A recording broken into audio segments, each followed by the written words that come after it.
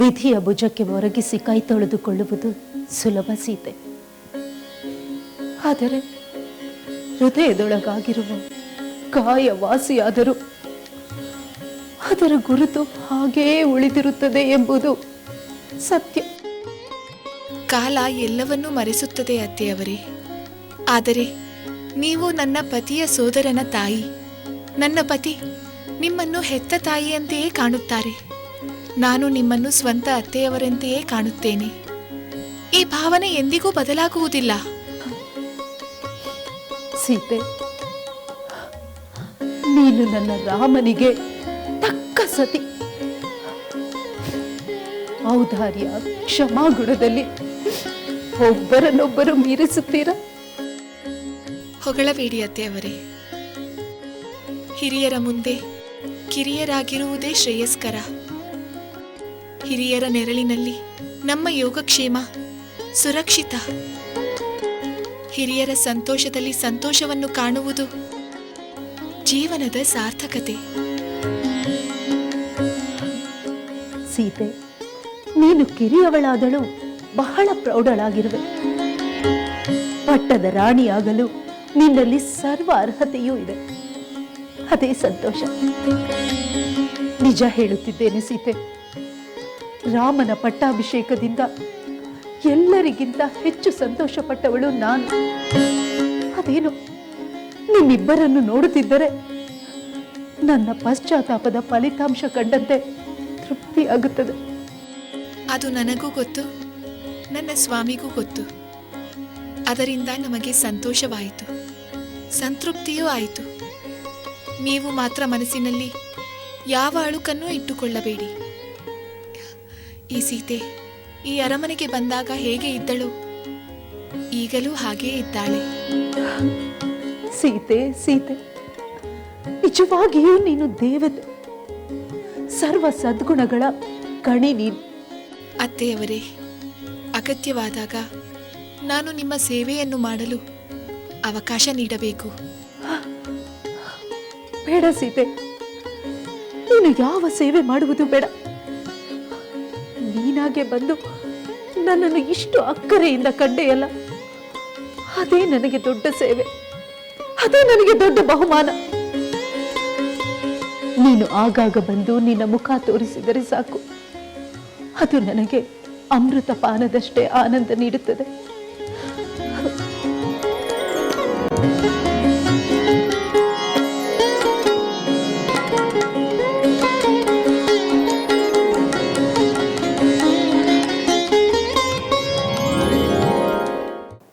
ಮಿತ್ರರೇ, ಈ ಅಯೋಧ್ಯೆಯಲ್ಲಿ ನಿಮಗೆ ಯಾವ ತೊಂದರೆಯೂ ಉಂಟಾಗಲಿಲ್ಲವಷ್ಟೇ?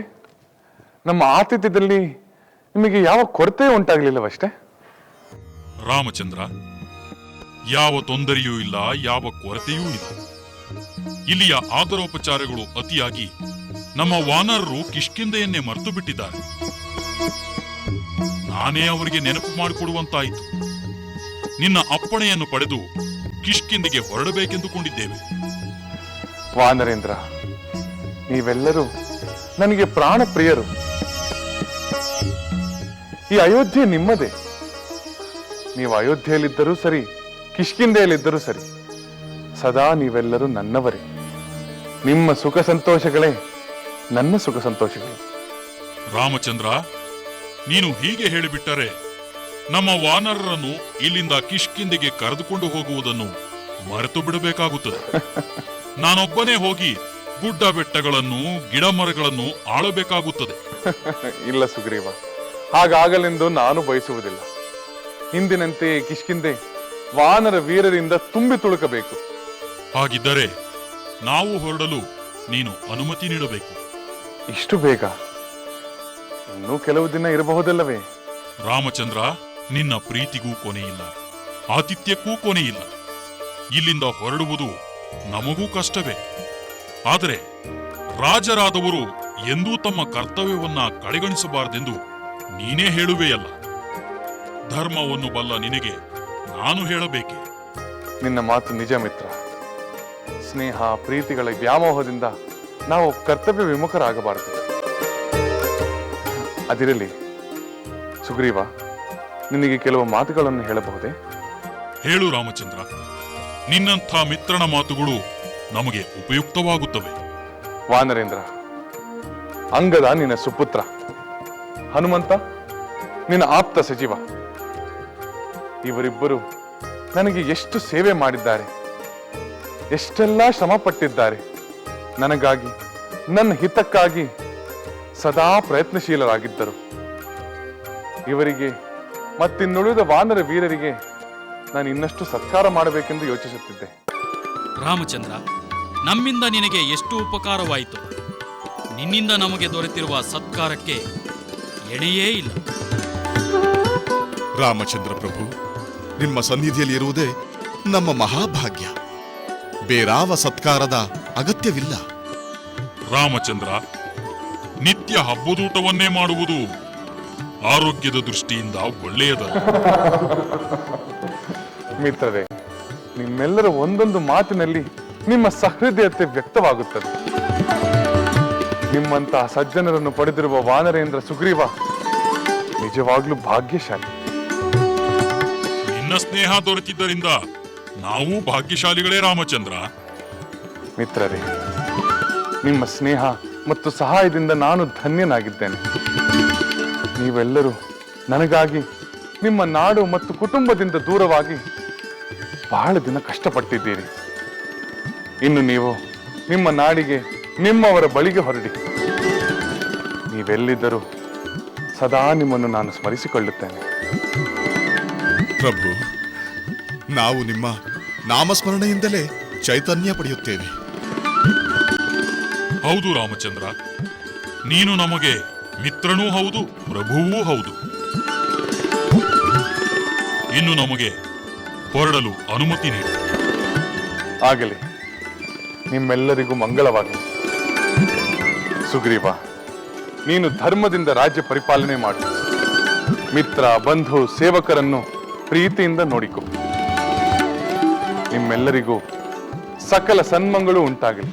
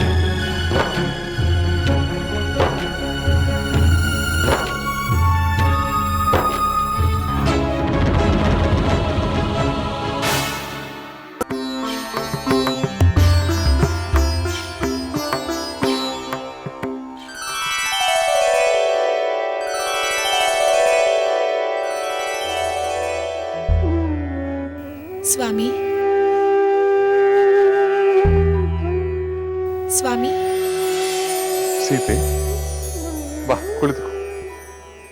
ಯಾವಾಗ ಬಂದೆ? ಈಗ ತಾನೇ ಬಂದೆ. ನೀವು ಯಾವುದೋ ಗಾಢವಾದ ಯೋಚನೆಯಲ್ಲಿ ಮುಳುಗಿದ್ದೀರಿ. ಹೌದು ಸೀತೆ, ನಮ್ಮ ವಾನರ ವೀರರು ಮಾಡಿದ ಉಪಕಾರವನ್ನು ಯೋಚಿಸುತ್ತಿದ್ದೆ. ಹೌದು ಸ್ವಾಮಿ, ಅದನ್ನೆಲ್ಲ ನಾವು ಎಂದಿಗೂ ಮರೆಯಲಾಗುವುದಿಲ್ಲ. ಅವರು ಮರಳಿ ಕಿಷ್ಕಿಂಧೆಗೆ ಹೋಗುತ್ತಾರಲ್ಲ ಎಂಬ ಚಿಂತೆಯಿಂದ ಅವರ ನೆನಪುಗಳೇ ಕಾಡುತ್ತಿದೆ. ಅವರು ನಮ್ಮೊಂದಿಗೆ ಶಾಶ್ವತವಾಗಿರಲು ಸಾಧ್ಯವೇ? ಆದರೆ ಅವರ ನೆನಪು ಮಾತ್ರ ಸದಾ ನಮ್ಮಲ್ಲಿ ಶಾಶ್ವತವಾಗಿರುತ್ತದೆ. ಹೌದು ದೇವಿ, ವಾನರರ ನೆನಪು ಶಾಶ್ವತ. ಅದರಲ್ಲೂ ಆ ಹನುಮಂತನ ನೆನಪಾದಾಗ ನನ್ನ ಹೃದಯ ಕರಗಿ ಹೋಗುತ್ತದೆ. ಎಂತಹ ವೀರ, ಎಂತಹ ಜ್ಞಾನಿ, ಆದರೆ ಭಕ್ತನಂತೆ ನನ್ನ ಸೇವೆ ಮಾಡುತ್ತಾನೆ. ನನಗೂ ಅವನು ಆತ್ಮೀಯ ಬಂಧು. ನಿಮ್ಮ ಉಂಗುರವನ್ನು ಕೊಟ್ಟದ್ದು, ನನ್ನ ಚೂಡಾಮಣಿಯನ್ನು ಕೊಟ್ಟದ್ದು ಈಗಲೂ ನನಗೆ ನೆನಪಿದೆ. ವಾನರ ವೀರರು ಈಗ ನಮ್ಮ ಬದುಕಿನೊಂದಿಗೆ ಬೆರೆತು ಹೋಗಿದ್ದಾರೆ. ಅವರೆಲ್ಲರೂ ಹೋದರೂ ಹನುಮಂತ ನಮ್ಮೊಂದಿಗೆ ಕೆಲವು ಕಾಲ ಇರಲು ಇಷ್ಟಪಟ್ಟರೆ ನೀವು ಮನ್ನಿಸಬಹುದಲ್ಲವೇ? ಖಂಡಿತ. ಹನುಮಂತ ಅಪೇಕ್ಷೆ ಪಟ್ಟರೆ ಅದನ್ನು ಈಡೇರಿಸುವುದು ನನ್ನ ಕರ್ತವ್ಯ. ಸುಗ್ರೀವ ಪ್ರಭು, ಇನ್ನು ಕೆಲವು ದಿನ ರಾಮಚಂದ್ರನ ಪಾದ ಸೇವೆ ಮಾಡಿ ಆ ನಂತರ ಬರಲು ನನಗೆ ಅನುಮತಿ ನೀಡಬೇಕು. ಆಂಜನೇಯ, ನೀನು ನನ್ನ ಬಳಿ ಇಷ್ಟೊಂದು ದೈನ್ಯತೆಯಿಂದ ಬೇಡಬೇಕೆ? ನೀನು ಶ್ರೀರಾಮಚಂದ್ರನ ಪರಮ ಭಕ್ತ. ರಾಮಚಂದ್ರನ ಸಂಪೂರ್ಣ ಅನುಗ್ರಹಕ್ಕೆ ನೀನು ಪಾತ್ರನಾಗಿರುವೆ.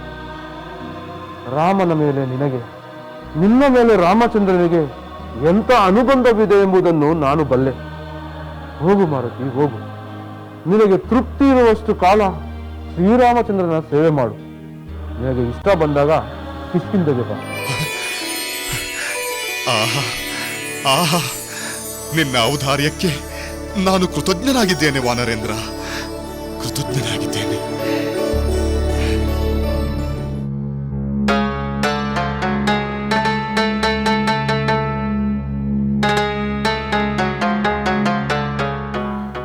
ಪ್ರಭು ರಾಮಚಂದ್ರ, ಲಂಕೆಗೆ ಹಿಂದಿರುಗಲು ನನಗೆ ಅನುಜ್ಞೆ ನೀಡು. ನಿನ್ನ ಪ್ರೀತಿ, ವಿಶ್ವಾಸ, ಆದರಾತಿಥ್ಯಗಳನ್ನು ಬಿಟ್ಟು ಹೋಗುವುದು ನನಗೂ ಕಷ್ಟವಾಗುತ್ತಿದೆ. ಆದರೆ ಯುದ್ಧದಲ್ಲಿ ನಾಶವಾಗಿರುವ ಲಂಕೆಯನ್ನು ಮತ್ತೆ ಸುಸ್ಥಿತಿಗೆ ತರುವುದು ಅಷ್ಟೇ ಮುಖ್ಯವಾಗಿದೆ. ನಿನ್ನ ಮಾತು ನಿಜ ವಿಭೀಷಣ. ಎಲ್ಲರಿಗೂ ಅದನ್ನು ಹೇಳಿದ ನಾನು ನಿನಗೆ ಹೇಳಲಾರದೆ ಹೋದೆ. ಏಕೆಂದರೆ ನಿನ್ನ ಅಗಲಿಕೆ ನನ್ನಿಂದ ಸಹಿಸಲಾಗದು ವಿಭೀಷಣ. ಪ್ರಭು, ನಿನ್ನ ಪ್ರೇಮಕ್ಕೆ ನಾನು ಋಣಿಯಾಗಿದ್ದೇನೆ. ನಾನು ಲಂಕೆಯಲ್ಲಿದ್ದರೇನು, ನೀನು ಅಯೋಧ್ಯೆಯಲ್ಲಿದ್ದರೇನು, ನಮ್ಮ ಮನಸ್ಸು, ಹೃದಯಗಳು ಸದಾ ಹತ್ತಿರದಲ್ಲಿರುತ್ತವೆ. ನಿನ್ನ ಮಾತು ಸತ್ಯ ವಿಭೀಷಣ.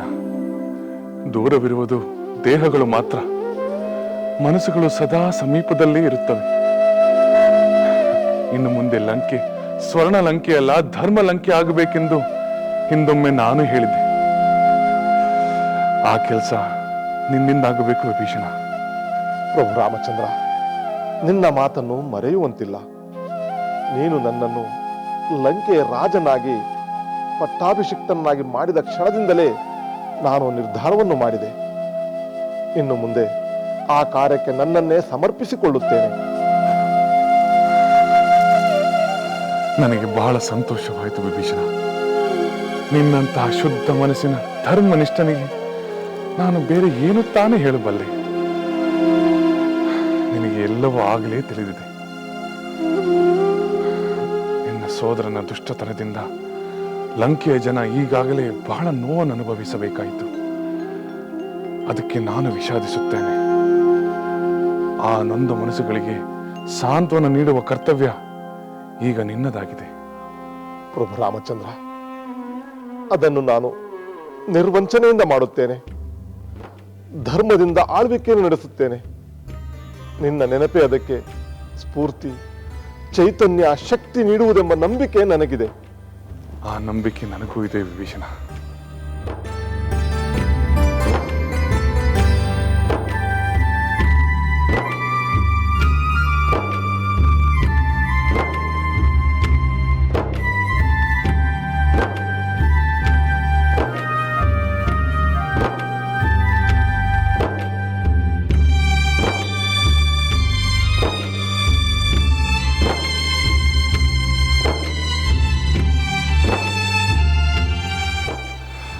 ಹೋಗಿವ ವಿಭೀಷಣ, ನಿನಗೆ ಮಂಗಳವಾಗ.